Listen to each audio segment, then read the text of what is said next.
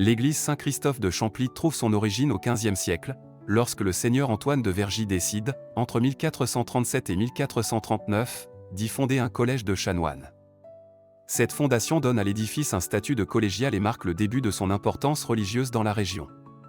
L'église médiévale comportait notamment une chapelle seigneuriale, dont la présence témoigne du rôle des familles nobles dans son développement. Au XVIIIe siècle, l'édifice connaît de profondes transformations. Entre 1735 et 1740, la nef est entièrement refaite, probablement sous la direction de l'architecte de Vosges, tandis que le chœur est reconstruit d'après les plans de Claude-Antoine Hayet. Malgré ces travaux ambitieux, l'église se dégrade rapidement et, à la fin du siècle, son état est jugé si mauvais que l'évêque en interdit l'accès.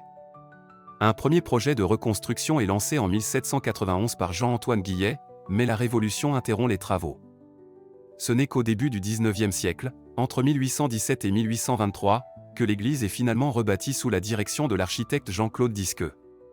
De l'édifice ancien, seul le clocher médiéval est conservé, ce qui explique aujourd'hui le contraste entre cette tour ancienne et le reste de l'église, de style plus récent. L'église Saint-Christophe, témoin de plusieurs siècles d'histoire locale, est désormais protégée au titre des monuments historiques depuis 2009. Elle occupe une place centrale dans le village, à proximité du château, et demeure l'un des éléments les plus emblématiques du patrimoine de Champly.